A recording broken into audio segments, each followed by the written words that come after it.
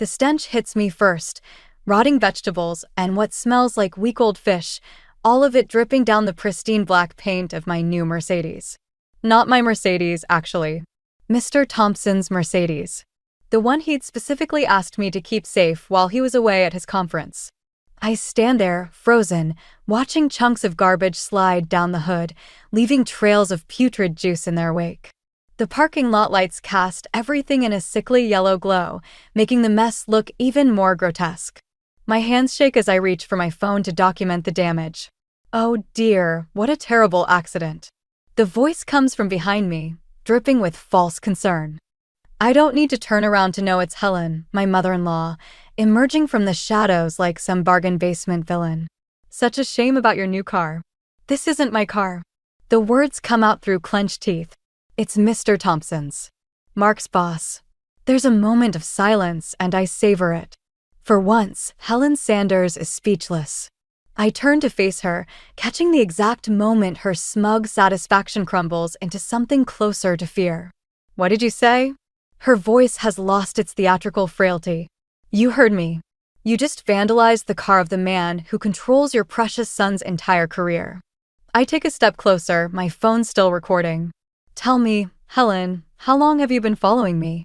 Waiting in the dark like some deranged stalker. She backs away, her designer handbag clutched to her chest like a shield. I don't know what you're talking about. I was just taking my evening walk dash. At 11 at night? In the office parking lot? I laugh, but there's no humor in it. You know what? I'm done. I'm done pretending you're just a difficult mother-in-law. This is criminal. You wouldn't dare say anything, she hisses, dropping the fragile act entirely. Mark would never believe you over his own mother. Maybe not. I step aside, gesturing at the ruined car. But Mr. Thompson's security cameras might be more convincing. Her face goes pale. I watch as she glances around, finally noticing the cameras mounted on the building's corners. The same cameras I'd helped install last month as part of the office's security upgrade. Emily, dear, she tries again, her voice honey-sweet. Surely we can work something out. This is all just a misunderstanding dash. Save it. I hold up my hand. You know what the funny thing is? I actually bought this for you. I pull out a small gift bag from my car. It's your birthday next week. I spent 3 months taking extra piano students to afford this bracelet. Because despite everything, I wanted to try. I wanted to be family. I toss the bag at her feet. The box spills out, revealing the delicate silver bracelet inside. Helen stares at it, then at me, her mouth opening and closing like a fish. Emily dash. Don't. I turn back to the ruined car, my voice steady despite the rage burning in my chest. You wanted war? Congratulations, Helen. You've got one. I hear her hurried footsteps retreating across the parking lot, but I don't watch her go. Instead, I dial Mark's number, knowing exactly how this conversation will go. He'll defend her, make excuses, tell me I'm overreacting. Just like always. But this time is different. This time, I have proof. And more importantly, this time, I'm not backing down. The phone rings once, twice. I take a deep breath, straightening my spine. Hey, Mark. We need to talk about your mother. You're being ridiculous. Mark paces our bedroom, running his hands through his hair. Mom wouldn't do something like that. She's not some cartoon villain. I stare at my phone, the video evidence right there on the screen. I literally showed you the footage. She admitted it was her, Mark. She thought it was my car. She's going through a rough time. Dad's retirement, losing the house, you know how stressed she's been. He stops pacing to look at me. His expression a perfect mirror of Helen's manipulative concern. Maybe if you made more of an effort dash. The laugh that escapes me is sharp enough to cut glass. More effort? I cook their meals. I clean their laundry. I rearranged my entire life when they moved in, and your mother still treats me like something she scraped off her shoe. That's not fair, Dash. What's not fair is coming home to find your mother reorganizing my kitchen for the 3rd time this week because apparently I can't even stack plates correctly. I stand up, my hands shaking. What's not fair is her, accidentally, shrinking my favorite sweater in the wash after I refused to let her redecorate our bedroom. Mark's face hardens. So you're saying my mother deliberately ruined Mr. Thompson's car to get back at you for? What? Putting the plates in the wrong place? I'm saying your mother is Dash. The words die in my throat as Helen appears in our doorway, wrapped in her silk robe, looking frail and concerned. I heard raised voices, she says softly. Is everything all right? Mark immediately moves to her side. It's fine, Mom. Emily's just upset about some vandalism at work. Oh, how awful. Helen presses a hand to her chest. You must be so shaken up, dear. Why don't I make you some tea? I grab my car keys from the dresser. I'm going to Jessica's. Emily, Mark starts, but I'm already pushing past them both. Don't wait up. 20 minutes later, I'm sitting in Jessica's kitchen, watching her pour wine into coffee mugs because all her glasses are packed for her upcoming move. So let me get this straight, she says, sliding a mug toward me. Your mother-in-law trashed your boss's car, thinking it was yours, and your husband is defending her? He thinks I'm making it up. I take a long drink, even with video evidence. Show me again. I pull up the footage on my phone. Jessica watches, her expression darkening. That manipulative witch. She hands my phone back. What are you going to do about the car? I already called the insurance company. They're picking it up tomorrow morning. I rest my head on her kitchen table. Mr. Thompson gets back next week. I have no idea how to explain this. Tell him the truth. And risk Mark's job? Helen would love that. Jessica is quiet for a moment, studying me. Can I ask you something? When was the last time you actually felt happy in your own home? The question hits like a punch to the gut. I try to remember, but all I can see is Helen's smug smile, Mark's constant excuses, the slow erosion of everything I once loved about my life. I used to play piano every evening, I say finally.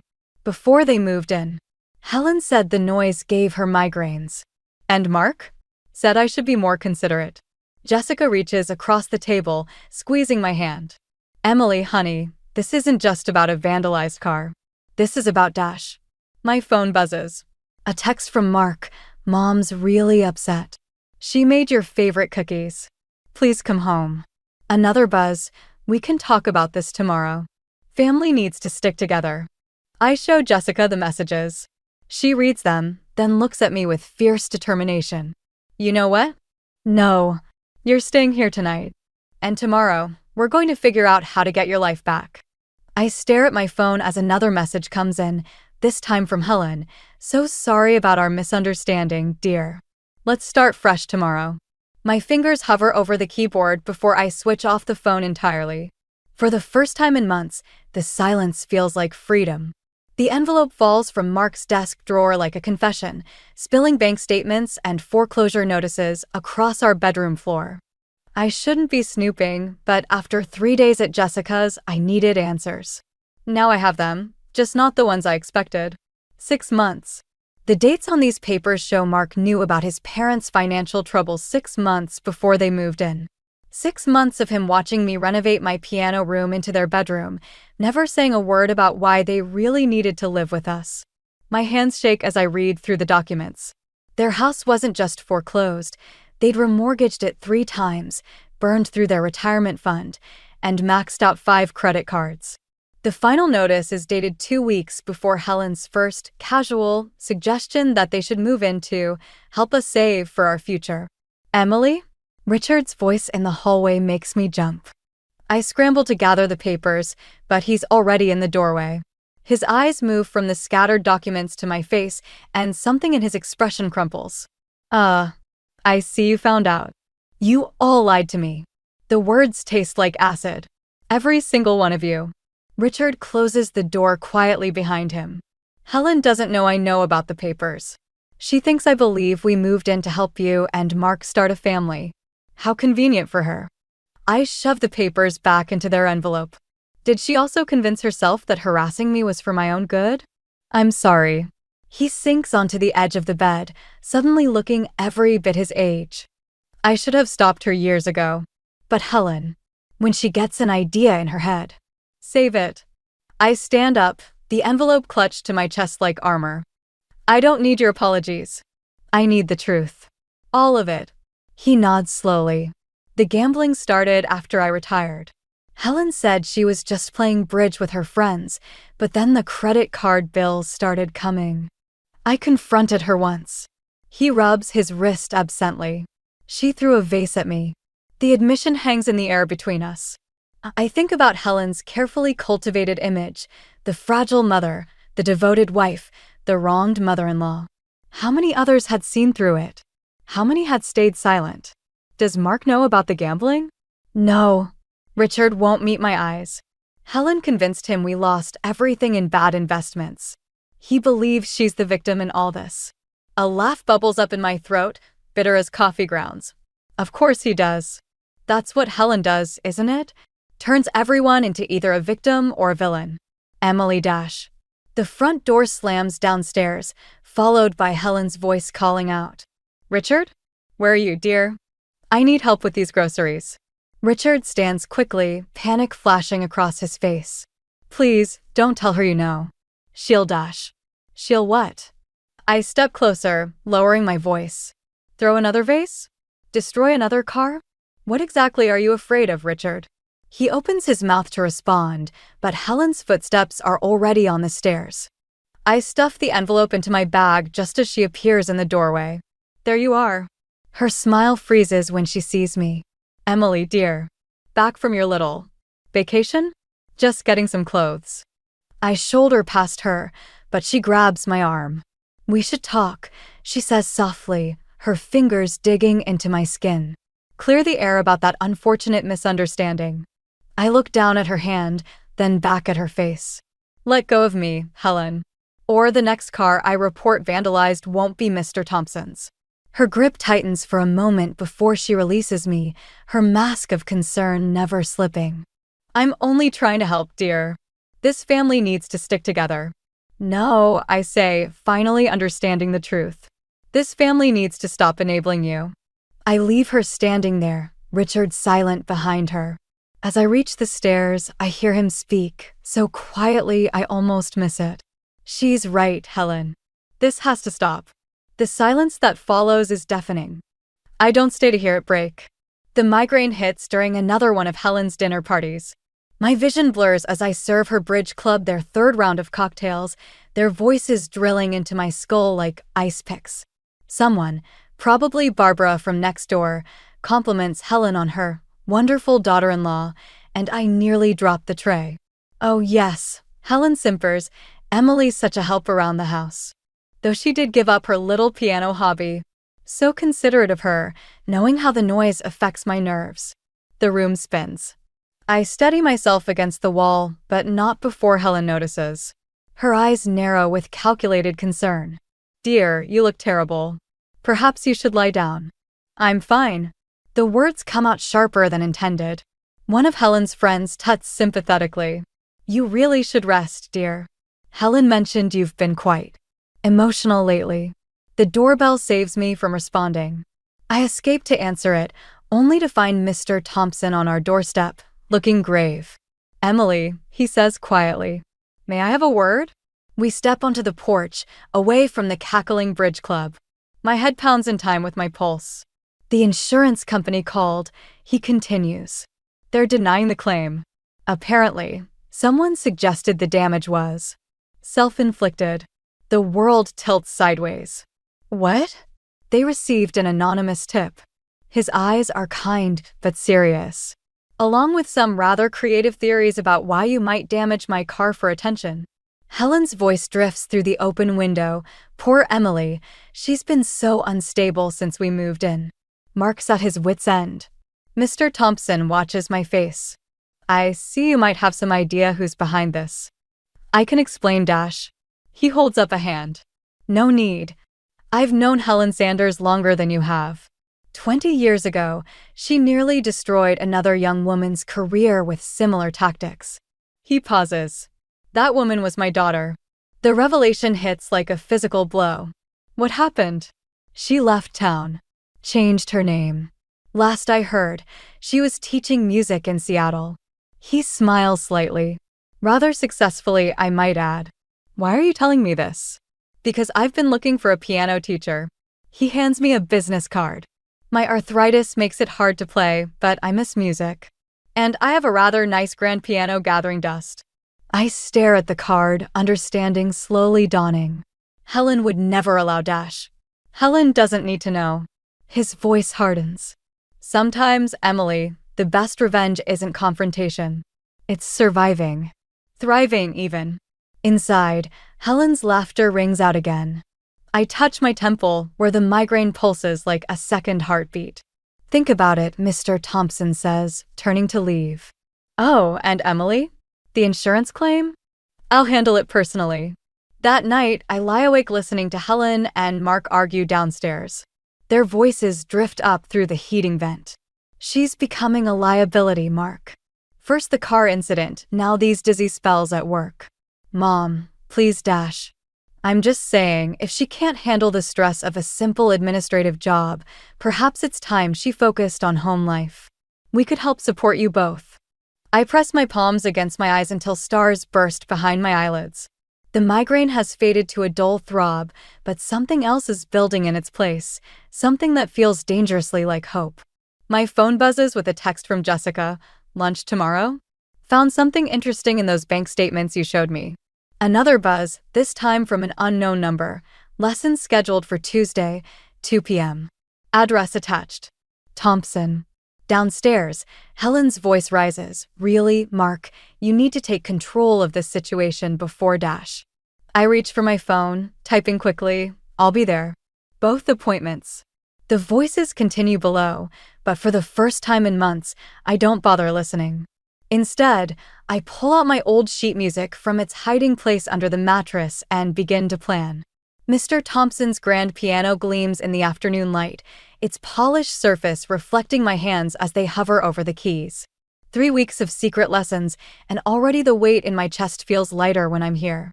Your technique is excellent, he says, watching me work through a particularly challenging passage. Though you seem distracted today. I miss a note, my fingers stumbling. Jessica found something in Helen's bank records. There's a pattern of large withdrawals every Friday, always from the same casino. He adjusts his reading glasses. And you're planning to use this information? I opened my own account yesterday. The keys feel cool under my fingertips. Started moving my savings a little at a time. Helen's been going through my things. I found my dresser rearranged again. He nods, understanding, darkening his expression. My daughter said similar things before Dash. The doorbell interrupts us. Through the window, I catch a glimpse of Helen's perfectly coiffed hair. Quick, Mr. Thompson whispers, the study. I grab my bag and slip into his wood-paneled study just as he opens the front door. Helen's voice drifts in, honey-sweet and concerned. I hope I'm not interrupting, but I'm looking for Emily. She's been so forgetful lately, missing her doctor's appointments. I haven't seen her. His tone is perfectly neutral. Though I did hear piano music from the Peterson house next door earlier. Piano? Helen's voice sharpens. How? Interesting. Emily told us she'd given that up. I press my back against the study wall, heart hammering. Through a crack in the door, I watch Helen drift toward the grand piano, her fingers trailing across its surface. Beautiful instrument, she murmurs. Shame about the dust. I rarely play these days. Arthritis. Of course. She opens her purse, removing something. Oh, would you mind giving Emily this when you see her? It's her anxiety medication. She really shouldn't skip doses. My blood runs cold. I've never taken anxiety medication in my life. I'll be sure she gets it. Mr. Thompson's voice remains steady, but I see his hands clench slightly. After Helen leaves, I emerge from the study, shaking. She's setting me up, making it look like I'm unstable medicated. Emily. He hands me the pill bottle. Look at the date. The prescription was filled yesterday in my name. My hands tremble as I read the label. How did she? Your friend Jessica should look into Helen's connections at the local pharmacy. He takes the bottle, examining it. This is a serious medication. The kind that might make someone seem unreliable, especially if they were making accusations about a respected member of the community. I sink onto the piano bench, the magnitude of Helen's plan hitting me. She's trying to discredit me before I can expose her. The question is, he says quietly, what are you going to do about it? My fingers find the keys again, playing the first few notes of Beethoven's Moonlight Sonata. The melody feels different now, less mournful, more determined. I have another lesson next week, I say, continuing to play. Same time. He smiles slightly. I'll make sure Helen sees me at the country club that afternoon. Playing bridge, perhaps. I reach the crescendo, letting the music fill the room. Each note feels like a small act of defiance. My phone buzzes. A text from Mark. Mom says you missed your doctor's appointment. Everything okay? Another message follows. She's worried about you. We all are. I look at Mr. Thompson, who's watching me with knowing eyes. Sometimes, I say, echoing his words from weeks ago, the best revenge isn't confrontation. And sometimes, he adds, it's letting your enemies think they're winning. I turn back to the piano, starting the piece again. This time, I play it exactly as Helen would hate, loud, passionate, and impossible to ignore. The piano studio receipt flutters from Helen's hand to the kitchen table between us. Mark stands in the doorway, his face a mask of betrayal I've seen too many times, only now it's directed at me. You've been lying to us. Helen's voice trembles with perfectly practiced hurt.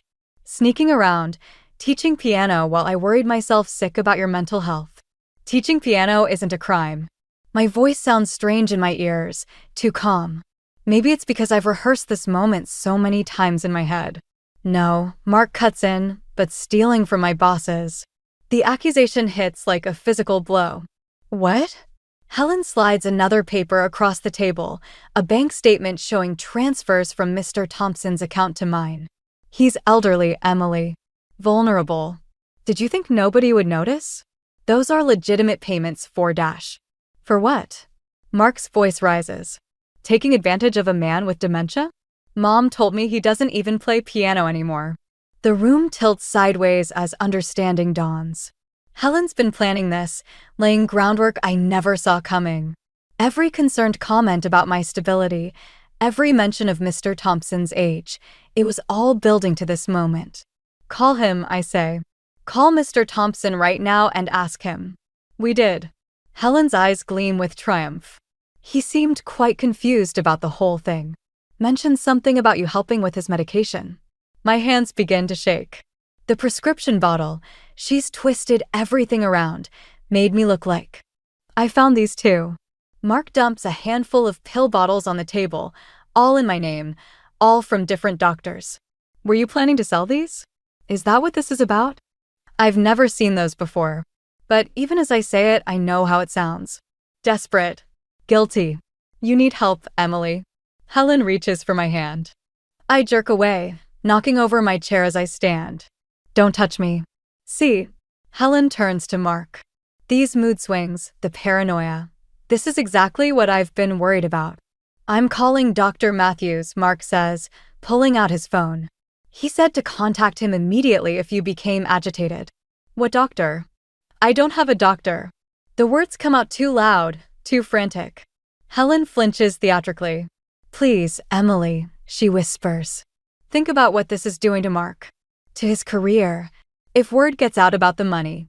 The threat hangs in the air. I look at Mark, searching for any sign of the man I married, but his eyes are already glazed with his mother's version of reality. I'm leaving, I announce, grabbing my keys.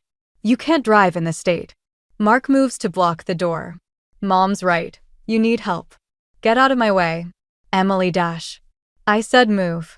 I shove past him, harder than intended. He stumbles, catching himself on the doorframe. Helen gasps. She's becoming violent. Mark, do something. I run. Through the house, past Richard standing frozen in the hallway, out into the evening air. Behind me, I hear Mark on the phone. Yes, doctor. No, she's never been this bad before. My car won't start. Of course it won't. They've thought of everything. My phone buzzes with a text from Jessica. 911. Thompson's in hospital. Helen's saying you dash. I don't finish reading. Instead, I start walking, then running, my feet carrying me away from the house that was never really my home. The sun sets behind me, casting my shadow long and distorted across the pavement. Another text buzzes. Where are you? Everyone's worried sick. Helen's voice echoes in my head. Think about what this is doing to Mark. To his career. I turn off my phone and keep walking. Somewhere in the distance, sirens wail. Jessica's apartment feels too small for all the tension crackling through it. Richard sits hunched on her couch, hands trembling as he sets down a manila envelope. I've kept copies, he says quietly. Of everything. The gambling receipts, the forged prescriptions, the threatening emails Helen sent to Mr. Thompson's daughter 20 years ago. My throat tightens. Why now?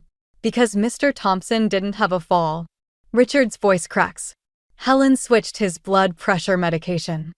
I found the pills in her purse and I can't anymore. The door buzzes. Jessica checks the security camera and nods. Moments later, Mark bursts in, followed by Helen. Emily, thank God. Mark reaches for me, but I step back. We've been worried sick dash. Shut up, Mark. The words come out sharp enough to make him flinch. For once in your life, just shut up and listen. Helen moves forward, her face a mask of maternal concern. Dear, you're clearly not well dash. Here. Richard stands, pushing the envelope toward Mark. Read it. All of it. Helen freezes. Richard, what are you doing? What I should have done years ago. He turns to Mark. Your mother didn't lose our money in bad investments. She gambled it away. Every penny. Including your college fund. Mark stares at the casino receipts spilling from the envelope. Mom? He's lying. But Helen's voice has lost its theatrical frailty. Richard's always been jealous of my relationship with you, Dash. Like you were jealous of Mr. Thompson's daughter? I cut in. The one you drove out of town with false accusations? Right before he was about to make her partner in the firm instead of your husband. Color drains from Helen's face. How did you, Dash? He told me everything. I step forward. Just like he's going to tell the police about his fall once the toxicology report comes back. You can't prove anything. Helen's mask slips completely, revealing something ugly beneath. It's my word against yours, and everyone knows you're unstable, Dash. Actually, Jessica speaks up, holding up her phone. I think the police will be very interested in this recording. And the security footage from my building's cameras. Helen lunges for the phone. Mark grabs her arm, finally seeing his mother clearly for the first time. You tried to kill him? His voice breaks. Your own husband's boss? Because Emily was teaching him piano. She was ruining everything. Helen shrieks. Just like that little bitch 20 years ago. I built this family. I protected us, Dash. You destroyed us. Richard's quiet words cut through her rage. And I let you do it. But not anymore. Sirens wail in the distance, growing closer. Helen's eyes dart around the room like a trapped animal's. Mark, she pleads, you can't let them do this. I'm your mother, Dash. You're a stranger. Mark releases her arm, stepping back. I don't know you at all. The police arrive with questions, handcuffs, and a warrant. As they lead Helen away, she turns to me one last time. I only wanted what was best for my family. No, I say quietly. You wanted control. There's a difference. Later, after the statements and signatures, Mark tries to apologize. Emily, I should have seen Dash. Stop. I hold up my hand. You're right. You should have seen. Should have believed me. Should have protected me. But you didn't. We can fix this, Dash. No, we can't. I twist my wedding ring off, placing it on Jessica's coffee table. Some things, once broken, stay broken. Where will you go? I think of Mr. Thompson's offer, the music program he wants to start, the studio space he's offering. Somewhere I can play piano as loud as I want. Richard clears his throat. Emily? For what it's worth. I'm sorry I waited so long to speak up. I look at this broken man, this enabler turned whistleblower, and feel something close to peace. Sometimes I tell him the best revenge isn't confrontation or violence. Sometimes it's just finally telling the truth. Through Jessica's window, I watch the sun rise over the city, painting everything in new light. For the first time in years, I can breathe freely. The piano studio smells of fresh paint and possibility. Sunlight streams through the tall windows, catching dust motes that dance above the newly polished grand piano, my piano now. Bought with the advance from Mr. Thompson's music program grant. Perfect spot for the waiting area, Jessica says, setting down a box of sheet music. Though you might want to paint over that. She points to the wall where Helen's mugshot still dominates the local newspaper's front page, pinned there during renovation. I study the headline, "Local Socialite Pleads Guilty to Attempted Murder." It stays, I decide. As a reminder. Of what? How to spot a psychopath. Of how silence enables abuse. I run my fingers along the piano keys, playing a soft chord. And how speaking up changes everything. The bell above the door chimes. Richard stands awkwardly in the entrance, holding a familiar envelope. "Mark asked me to deliver your final divorce papers." He sets them on the piano. "And this." He pulls out a small package wrapped in brown paper. Inside, I find my old metronome, the one Helen claimed she'd accidentally broken. "I fixed it," Richard says quietly. "Found it in Helen's closet while packing up her things." The steady tick-tock fills the studio as I set it running. Richard watches the pendulum swing, his face haunted.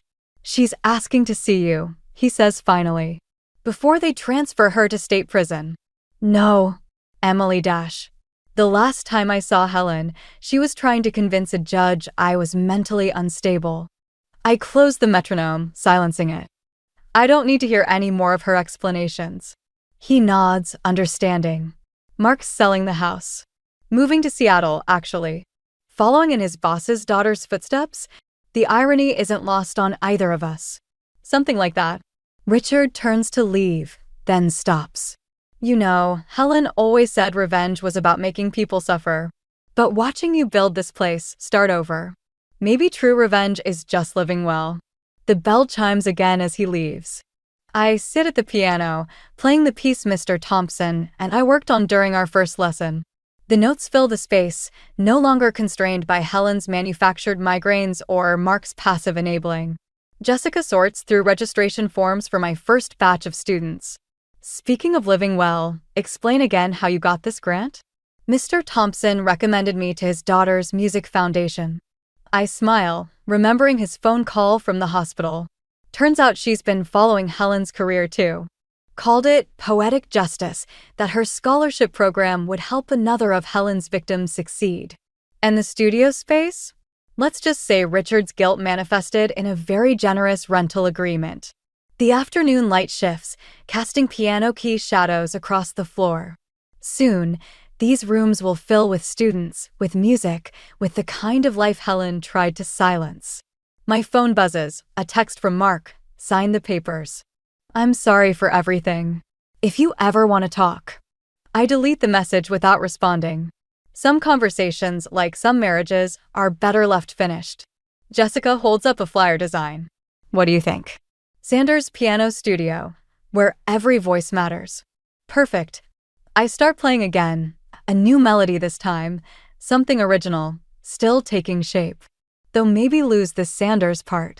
I'm going back to my maiden name. New studio, new name, new life, Jessica muses. Helen would hate it. That's not why I'm doing it. The music swells under my fingers, growing stronger. Not anymore. Through the window, I watch people passing by, some pausing to peek in at the new business. Soon they'll bring their children, their dreams, their desire to create something beautiful. And I'll be here, teaching them what took me so long to learn. That sometimes the sweetest revenge isn't in destroying your enemies, but in refusing to let them destroy you. I play on as the sun sets, each note a small victory, each melody a step further from the silence I once accepted as love.